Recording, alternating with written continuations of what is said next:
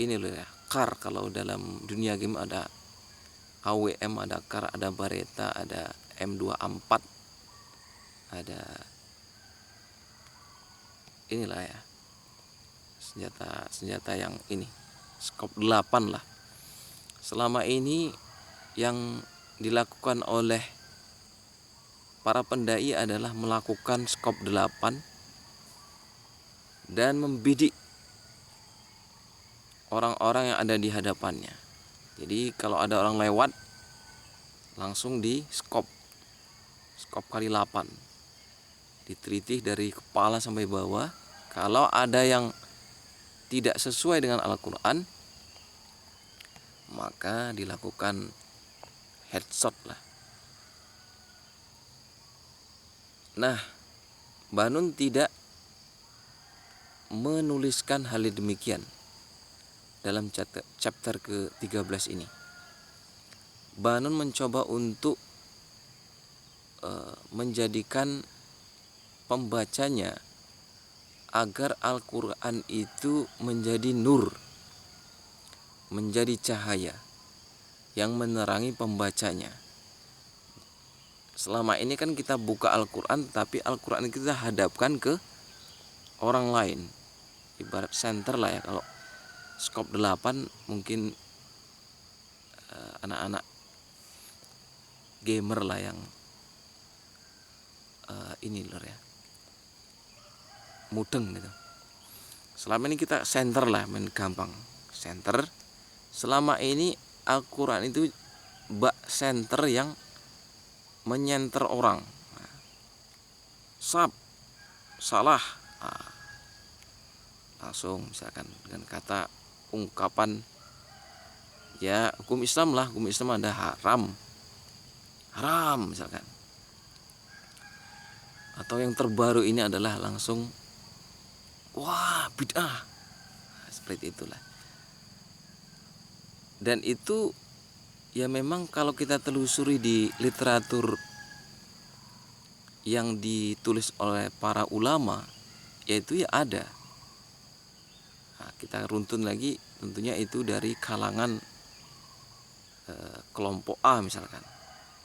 Nah, demikianlah apanya, metode dakwahnya itu, metode penyampaian penyaluran Al-Quran ke masyarakat. Jadi Al-Quran itu dijadikan center untuk menyenteri orang lain. Banun berbeda. Banun mencoba untuk ketika kita membaca Al-Quran itu, kita hadapkan ke kita sendiri. Jadi ibarat center itu ya kita senterkan sendiri. Ginilah kalau gampangannya lor. Ini kan kamera. Nek tak hadapin nang raikung ini kan, yo aku sengketok. Nah, itu yang disarankan oleh Banun. Ojo mbok celorotke nang kono. Dadi kowe lali awakmu dhewe nek kowe ku ya kesalahanmu ku sak irang-irang, tapi kowe nek ndelok wong liya wis salah kabeh. Nah, jadi celorotkan ke kita sendiri. Jadikan Al-Quran itu adalah nur, mencahayai diri kita yang kelam ini. Nah, kalau meskipun Anda berkulit putih, ya nggak apa-apa, celorotkan saja ke diri kita. Kalau tidak demikian, maka Al-Quran kita tidak dapat nur daripada Al-Quranul Karim tadi. Kalau istilah Melayunya, semut di ujung dunia tampak begitu jelas, sedangkan gajah di pelupuk mata tak terlihat. Nah, itu ini ya, istilah orang Melayu. Nah, hendaknya Al-Quran itu tajamnya itu untuk yang utama lur ya. Tajamnya itu untuk diri sendiri. Nah, jangan tajam ke orang lain, tumpul ke diri sendiri. Nah, aspek Al-Quran ini Mbah Nun dalam chapter ke-9 ini mengindikasikan mampu untuk membenahi dari aspek manapun saja. Aspek sosial, aspek budaya, aspek ketatanegaraan,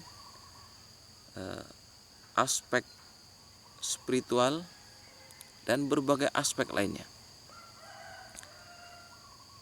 Dengan metode Al-Quran itu menjadi nur, sehingga mampu mencahayai kita.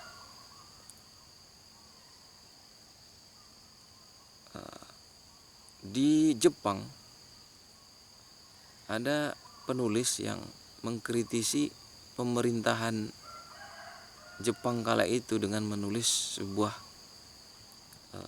karya ya. Tokohnya yaitu seorang samurai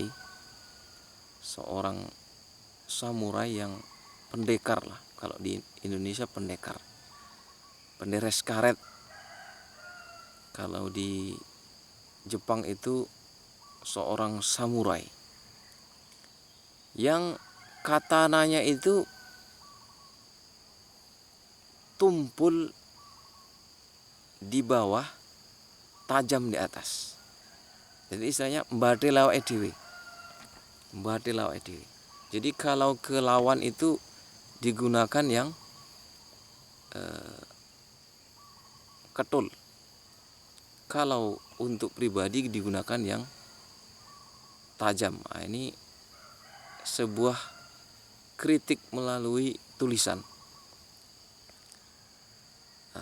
Dalam cerita itu dituliskan bahwa seorang samurai yang begitu jago ini, dahulunya ia gunakan samurainya itu mata katananya itu di bawah, sehingga bergelimpanganlah mayat-mayat di hadapannya itu.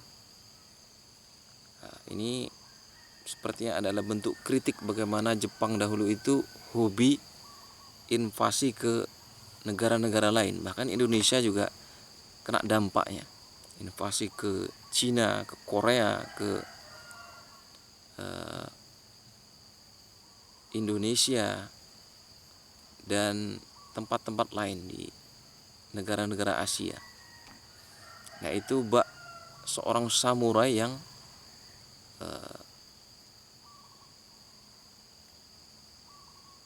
menggunakan katananya itu tajam di bawah. Nah, berbeda halnya dengan tokoh yang dipaparkan oleh penulis ini, kemudian diserialkan lah di televisi dulu lah, waktu saya masih kecil-kecil dulu. Kalau nggak salah itu ada Inuyasha ya namanya. Itu pedangnya ketul di bawah, tajam kalau di atas. Nah, itu bukan karena tidak jago, tapi saking jagonya loh. Nah, itu menjadi sebuah permisalan juga loh. Ibaratnya seperti itulah hendaknya Al-Quran itu hendaknya tajam ke diri kita sebelum tajam ke orang lain. Nah, jika hukum di Indonesia ini Menko Polhukamnya adalah seorang Inuyasha, maka hal itu bisa memperbaiki carut marut yang terjadi saat ini. Begitu pula pejabat-pejabatnya, jika pejabatnya itu adalah seorang Inuyasha, maka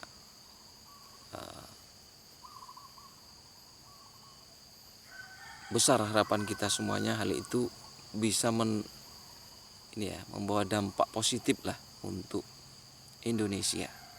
Nah, karena ini kan judulnya kan Indonesia bagian dari desa saya, Lur. Kok kalau nggak dikaitkan dengan Indonesia kok rasanya kok cebleh kan. Jadi demikian, Lur. Mudah-mudahan Menko Polhukam yang kosong saat ini adalah seorang Inuyasa. Kalau ada jarum yang patah, jangan disimpan di dalam peti. Kalau ada tutur kata yang salah, mohon kiranya dimengerti. Kalau ada sumur di ladang, bolehlah kita menumpang mandi. Kalau ada umur yang panjang, insya Allah kita berjumpa lagi. Kalau ada perkutut di tangan, jangan coba dilepaskan. Kalau ada burung elang yang terbang di atas angkasa, pegang dulu perkututnya. Agak susah, Lur, buat pantun kayak Banun tadi. Nanti kita hafalkan pantun daripada Banun. Sekian, Lur. Terima kasih. Assalamualaikum warahmatullahi wabarakatuh, Lur.